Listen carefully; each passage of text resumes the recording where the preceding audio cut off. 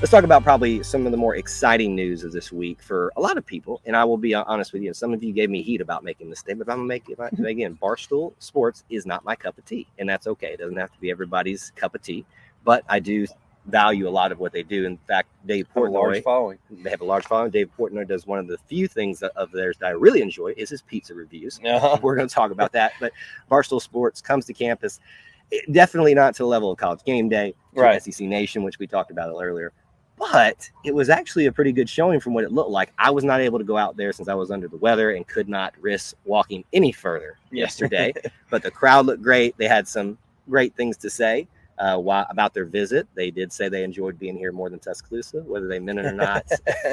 Maybe playing to the crowd a little bit, right? But I think a lot of them said it was their first time ever in Auburn, whether on professional capacity or not. It looked like they had a great setup over kind of on the north side of town above campus, but everything looked like it was good. It looked like they enjoyed their time. It was something that I don't think a lot of people really knew about until right the week before. I think we might have mentioned it last week, but it was kind of came out last weekend. So yeah, really interesting, really cool. They have a very large following, so cool to see Auburn. It's town, it's campus, get that publicity. And then, like you said, they did some fun stuff too.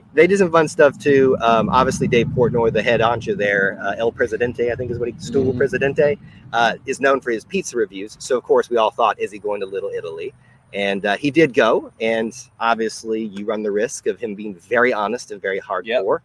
He got a 6.6 or 6.4 out of I believe is a scale of 10. That would be my guess, yeah. But I think the highest I have ever seen him give, and I do enjoy these a lot because he is very honest about these things, almost to a fault, is like maybe a 9 I think I've seen a 9. I think it was actually in Homewood, with a local, my neck of the woods. But yeah, I think 6.4, it's okay. If you watch his video, I think he does mention if this pizza might be a little more appetizing if you've partaken in some adult beverages a little more, which, you know what, that's probably how Little Italy has stuck around this long. But on that note, I enjoy the heck out of Little Italy. But for someone like him who's probably tried, I can't even possibly imagine how many pizzas, good or bad. It's not a bad number. Everybody knows the rule: 1 bite. He's had thousands and thousands of those. One bite. That's all he does. By the way, quick critique. He says 1 bite, but then he takes like 5. I don't get that.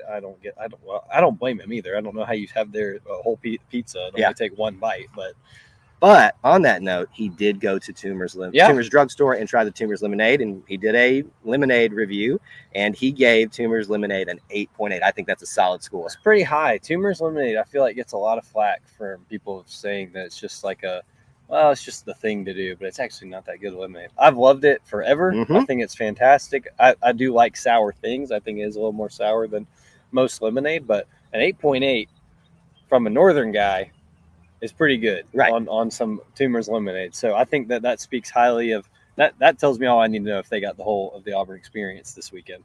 Now, if he had tried the strawberries with the real strawberries in it, that would probably be pushing 10. That would we'd be close. We'd at least be in the 9s at that point. That's just my opinion, but obviously that's my favorite. He did try the original, and that's what he gave it.